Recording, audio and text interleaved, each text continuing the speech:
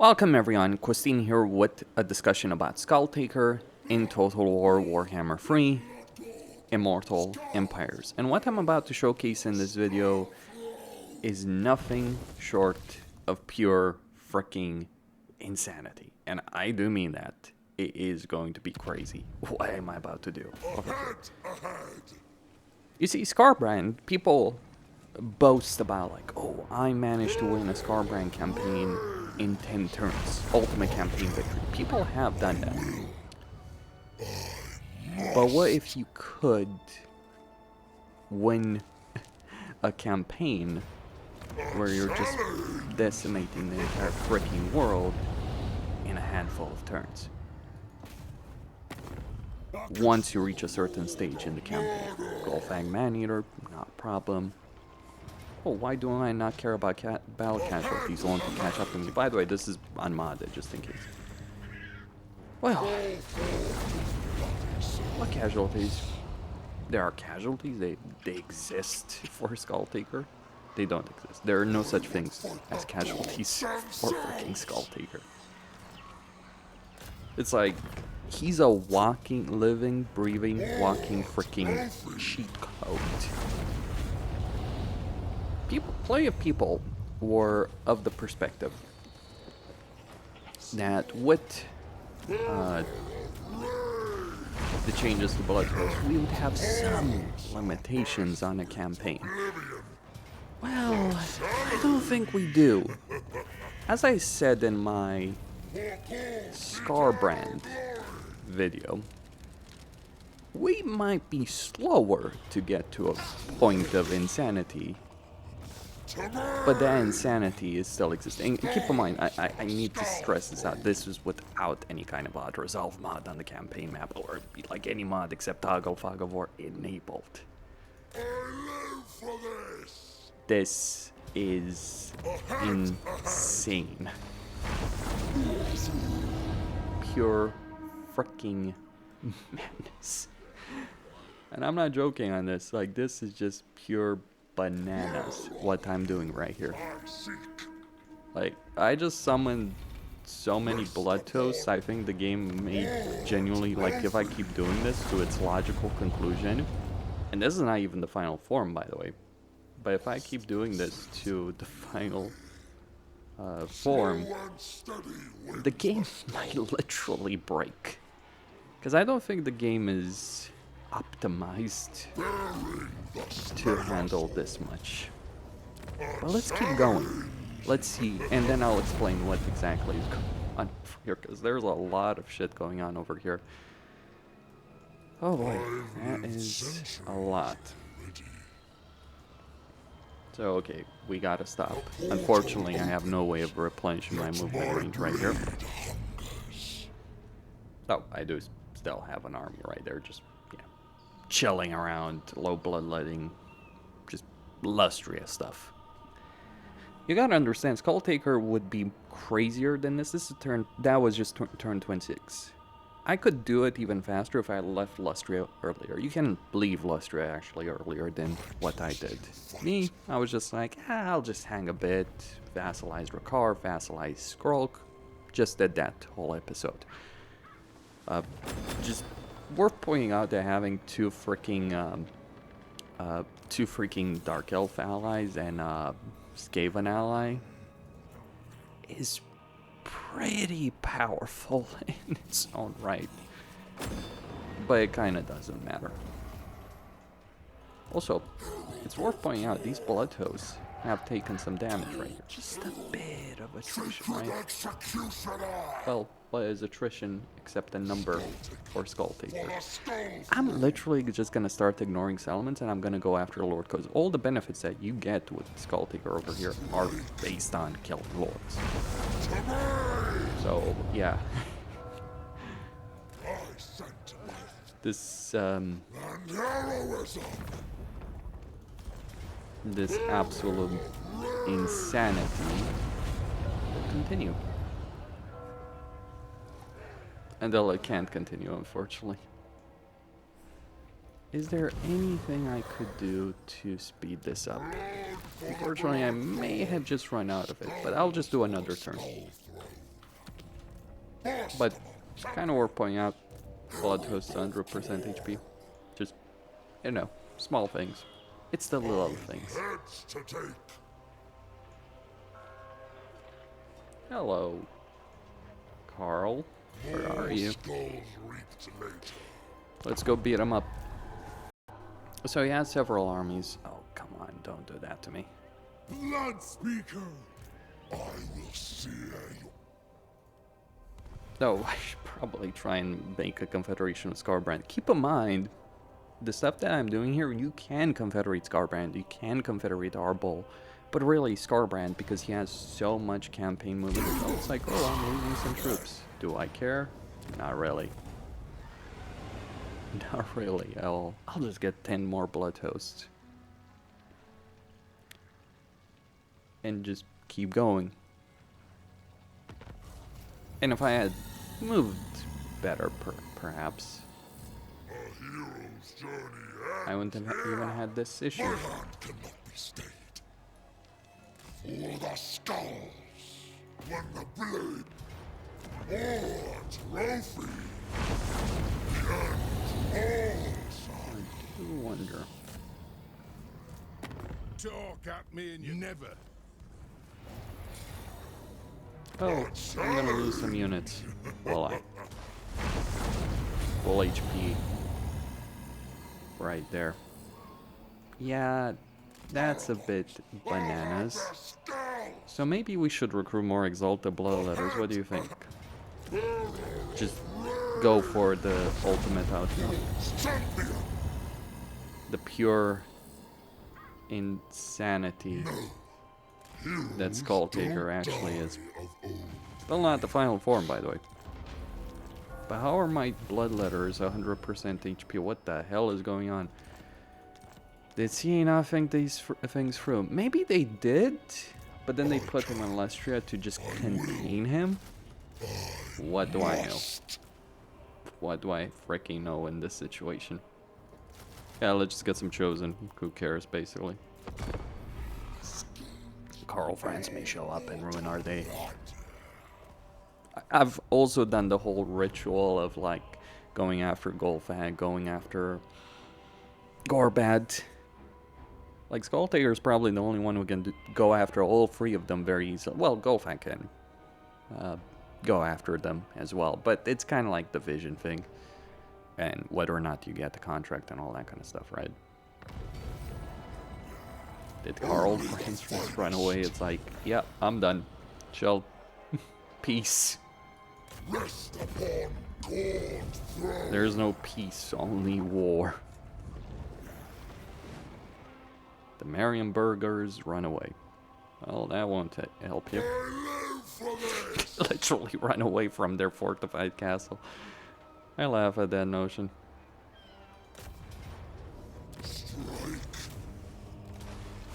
Also, it does count a lord if it is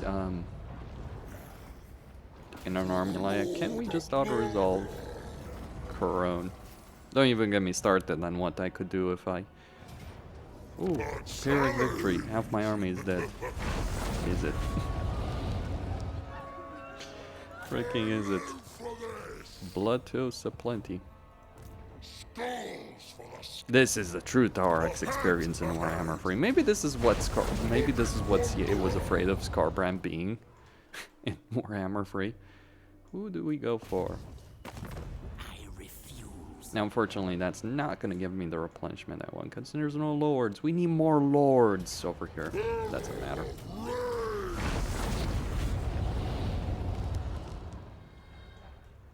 Because we can just replenish to full in one turn anyway, if we gotta stop.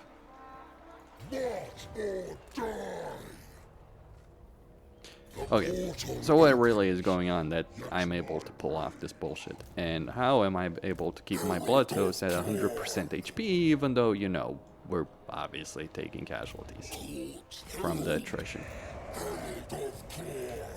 Infinite bloodhosts. That's what I'm able to provide over here. Like, literally, it's a self-perpetuating freaking cycle over here.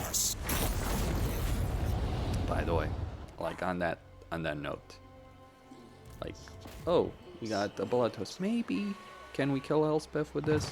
Nah. Too strong. Do I got bloodhost in range of any army? You know, being able to reach it as well. That would be nice. There we go.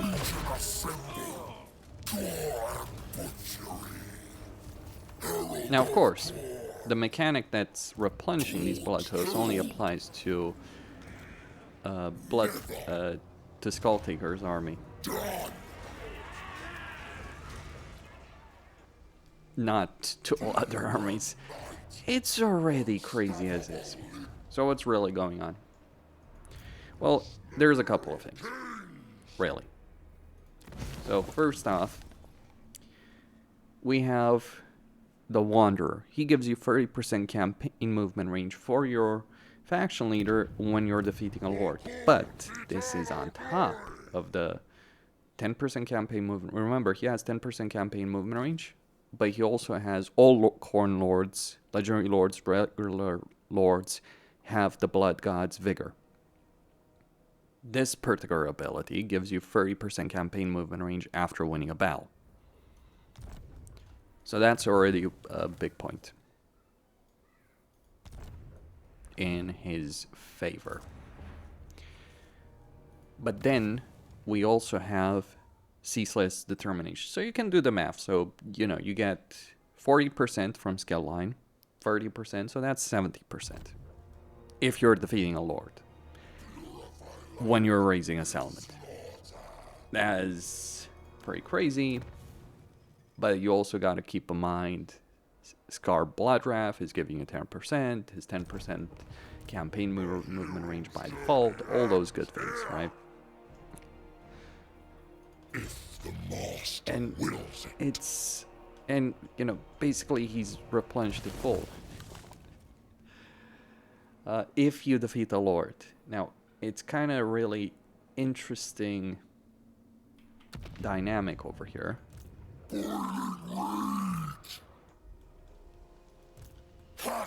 On our hands, because like, yeah, obviously all these bloodhosts are full HP, right? What's gonna happen? But that's already the first thing. The second thing is obviously, you know, teleportation. This is how you get to the Empire, moving away from Lustria, avoiding the crappy terrain there, because you can waste a lot of time in Lustria. Just get out of Lustria ASAP. It doesn't matter if you're getting out of Lustria with the host of Bloodhunters. You may want your initial province, but that's about it. Or defeat Alberic and then just sail away from Lustria, literally. Or sail a hero while you try and do as much possible with Skulltaker. That's, by the way, what I did here. I sent a hero to be able to teleport, because you get the teleportation mechanic to an enemy lord.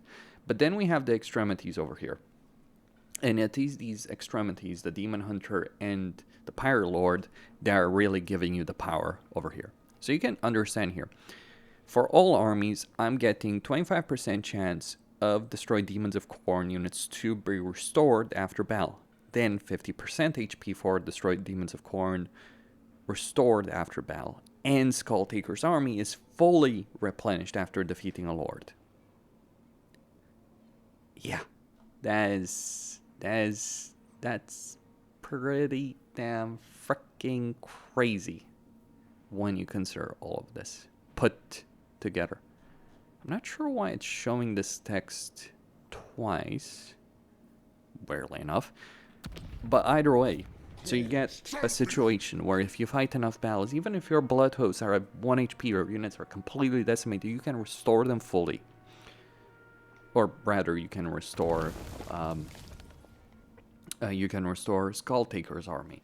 As for your bloodhosts, they can be replenished anyway. 10%, 20%, 5 battles with that 20% replenished pretty much to full. And again, not the final form, because you can also summon a bloodhost after defeating a lord. You kind of start understanding the absolute freaking insanity over here. But it goes further. Oh. Any ruins in a local province can be colonized after defeating a lord. Then, on top of that, you also get 10% chance for destroyed bloodletters to be restored after battle as a faction effect. Then, even further, denying the warp, 20% chance for destroyed demons, and 10% extra HP and casualty replenishment. And you can also buff the bloodhosts, add bloodthirsters. Guarantee bloodthirsters in a campaign. You may just want to get the raging denial. And to be honest, I would not necessarily rush for that unless you want to pull off this bullshit. The question is, how relevant is it? Well, this is turn 29. I've always maintained that up to like turn 30, campaigns are interesting. After turn 30, that they do become really tedious. The way things are designed right now, between research, the skills, the skulls, it depends on RNG, right? Because you can't control how many skulls lords are going to give you Champion's Essence. So it depends on how much Champion's Essence you're picking up. That depends on RNG, on basically getting a legendary lord that's, you know, not been defeated, has gained a lot of ranks, that kind of stuff. So if we look at some candidates over here, right? Some lords can have very little, some can have a lot.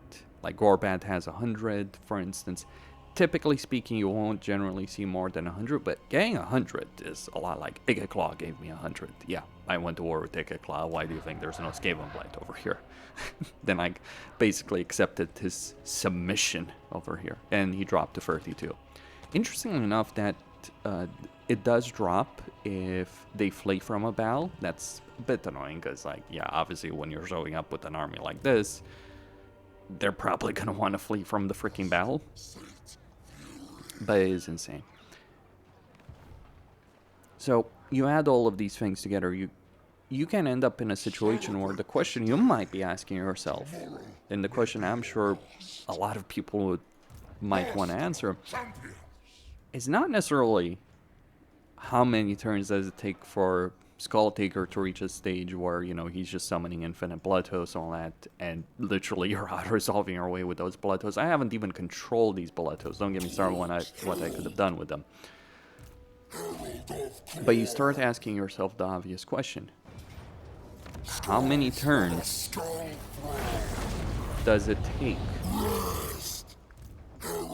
to reach a stage where Skulltaker could possibly, if you plan it well enough, maybe some good RNG, that kind of stuff, where Skulltaker could potentially wipe out the entire campaign map in a single turn? And I'm not exaggerating on the possibility of him being able to do so, by the way. I am fairly certain he's able to do so. Say what you will about Skarbrand. Skarbrand at least had to fight battles in his campaigns. It was a lot of battles, but at least you had to fight it. You didn't have, like, infinite replenishment for both your army and for both your Lord army and your bloodhosts. Your bloodhosts did not replenish. Skulltaker's bloodhosts, jeez. You know, I used to complain bloodhosts didn't replenish HP. Now I think it's like every battle with infinite movement range. What have you done, Creative Assembly? Just what the F have you done? Like, I guess they've taken it to the ultimate conclusion, the logical conclusion. But geez, they've gone completely insane. Poor Skarbrand is, like, his campaign is actually a lot better, but he's not capable of doing this. Like, again, what I just showed you was unmodded. Yes, it is, you know, champion army, all that, awesome units, etc. That was unmodded, and I auto-resolved my way through a quarter of the freaking empire. Through garrisons and armies and, jeez, in a couple of turns. And if I had fought those battles, surprisingly, I might have been able to do, or planned it better. I could have done a lot more, or in a single turn. That is insane. I'm sorry, that's just broken. Like, the movement range alone would be broken, but the movement range plus the replenishment, plus the bloodhost replenishment, plus the teleportation. Because here's the crazy thing. We're not done. Like, my teleportation here is on cooldown. Imagine if I could have teleported and replenished all that movement range. Imagine if I had an Eternal Lord, because that's a Lord. That replenishes your movement with that extra. Right? And imagine, yes, we go even further. Imagine if the Skull Throne, if I had this particular ability unlocked, that instantly replenish your faction leader army movement range. Or instantly replenish your entire faction leader army. Instantly summon a bloodhost. I think by turn 40, because I think like turn 40 or so is probably the point, maybe 50 at most when you unlock all of this. Once you have all of this, minus per, or maybe like turn 40, minus the bloodhost, though I would get to like 32, I think I would have this. Once you get that, once you get these free effects, Eternal War, or maybe the better Eternal War, wait for the greater game of Khorne to kick in, combined with teleportation, so Eternal War combined with teleportation, combined with replenishing your entire campaign movement range, and then and a couple of turns after, replenishing your entire Legendary Lord army in case, you're fighting a garrison of a settlement and it doesn't have a Lord in it, and you don't want to do it manually, because, by the way, I could have fought all those garrisons manually and got pretty much no casualties. When you put all of that together, this is insanity. Like, I've seen broken campaigns. Remember when people complain like, oh, Thrones of Decay, Malachi is so broken. That's broken? is broken. This makes pre-patch or day one Scarbrand seem pathetic in comparison. Maybe you can't do it in like 10 turns. Okay, it takes you longer. But what you can do in 40 turns is something Scarbrand couldn't have even dreamed of. Literally, or to put it in a different way, if you didn't start in fucking Alestria where the distances are great, the concentration of lords is smaller, all that. If you started, say, in the middle of the Empire, I would have done this in 20 turns, maybe. And the only reason it would take me 20 turns is you gotta give lords some time to get some essence so you can get those upgrades. But the more you play the campaign, that's the insane part, the more you play the campaign, the more essence. I think like turn 40 is like when you can cap the essence, or if you, really go after it, turn 30. Once you cap the essence, it's like, there's no stopping it, like literally. What I just showed you is campaign power. Don't ignore that there's a whole host of upgrades that give you a bunch of combat power as well. Don't ignore the fact that there's upgrades I've ignored that give all other lords 5% of the experience of defeated lord. Don't ignore all that shit, because it actually matters, or the, Cloak of Skull's ability and all that kind of stuff. It's not like he's just powerful in a campaign. No, he's powerful in freaking mounts. Maybe he doesn't solo entire armies with just Scarbrand with collision damage, but he's quite very capable of doing very damn well. I don't know how to feel about this. On one hand, it's a crappy campaign because Lustria. On the other hand, this is completely freaking broken. Yeah, it's just absolute madness. Costin signing out. Stay tuned for more.